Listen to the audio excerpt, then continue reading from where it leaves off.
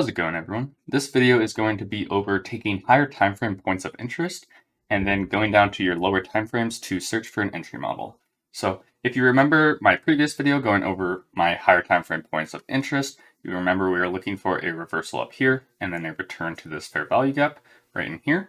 So once we return to this fair value gap, then we are looking for a lower time frame entry. So now that we're down here at the lower end of that 4-hour fair value gap, or BPR, we are searching for a lower time frame entry model. So looking right here, first thing I noticed was NASDAQ couldn't take these lows, while ES did take these lows, right? So to me, that pointed out that NASDAQ was a little bit stronger. And when we got this displacement candle here on the 1 minute, this is where I was looking too long, and I went to look for NAS here because it is stronger.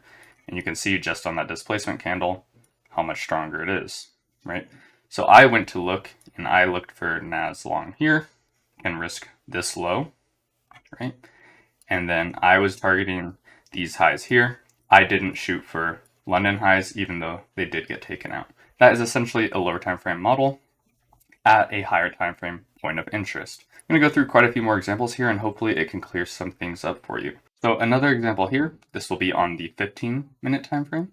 And so we currently have that bullish bias coming out of the 4-hour fair value gap and wanting to see highs, right? So we expect a move lower to then go higher. So we get a move down into an OTE into a fair value gap. So this is where you're wanting to watch the lower time frames.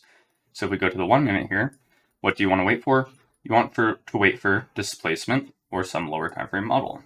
So letting this play out, you can see we start to get a reaction out, a little bit of displacement up. Now we're displacing over this structure, right? Now what you want to do is draw out your OTE from where your displacement range started to where it ended. So we'll see where it ends, right in here. So what do you want to look for? You want to look for some PD array down here in a discount. And if you look, we have this little order block right here. So you'd want to look for longs in here. See, reached up into that order block, made a new high. And now let's say you missed this entry here. Well, you don't need to worry about that because you can look for another entry. So if this is our displacement range up, we want to see a move back into a discount, and we have a fair value gap right there. So move our displacement range right there. And if you notice, we now also have internal liquidity resting right here. So we want to see a move below there to then go higher. Right? And you just adjust this to displacement range high. And you can see, drop into that area, sweeping these lows. You can tell we don't get any displacement below this structure. Now that would be your long entry, right? Let's say you missed that one. Well, what else do you have? Displacement leg, right? So wherever this displaces to, right here. Now what do you have? Internal liquidity. Want to see it reach into a discount. A little higher. There you go. Breaks that low. Now you'd want to see it take the highs. Right, and there it goes. And you can just keep doing this until you reach your objective, right? Which, if we go back out to our higher time frame, what is our objective? These previous highs. So this is a good example of how you can know when you're wrong using lower time frames, right? So this morning, if you saw on Twitter or if you're in the Discord, I was looking for some shorts right above here, right? So I was expecting something, I wanted a little bit lower prices, and with these equal lows resting here, I wanted to see something like this. Move higher, then go lower, then go higher, right? Something like that, a little broad information. So with that idea in mind, I go to the lower time frames such as the 1 minute to look for the price action above these highs. I don't just short when we're above those highs. I wait for a model, right? So we'll use the 1 minute and I'll go down to the 15-second and I'll show you how I actually still shorted it. But we get our move up into this area, right? And now if we want to get a model here, we want to see displacement below structure. Obviously, right now, we'd have to displace below this low to shift on the 1 minute time frame. we put in this low right here, right?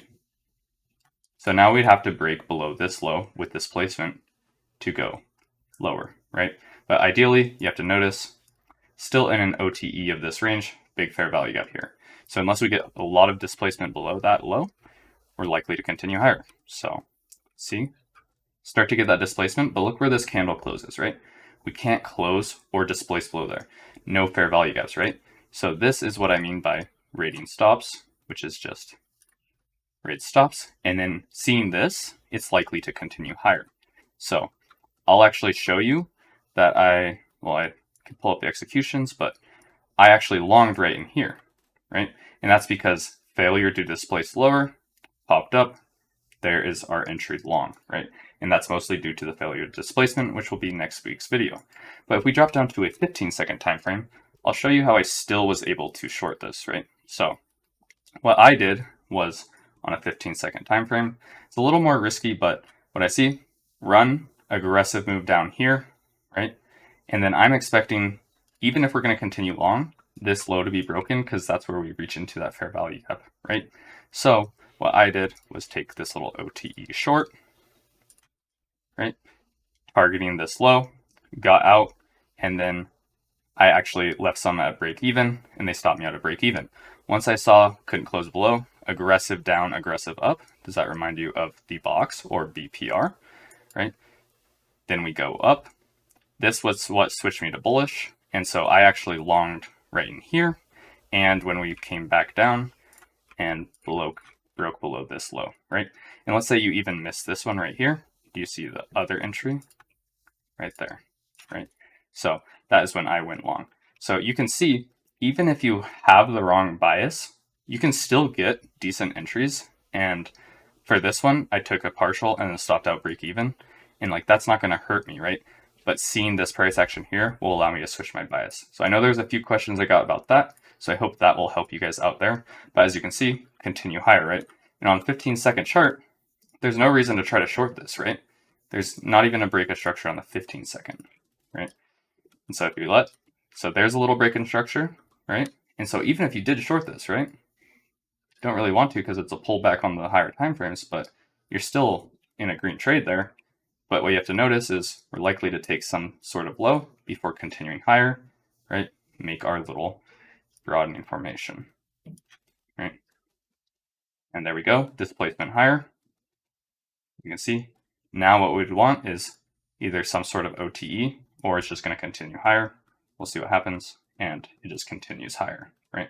So you can see, even if you have it wrong and you just use structure, follow your rules, you'll still be in some profitable trades, even if you're just going against it, right?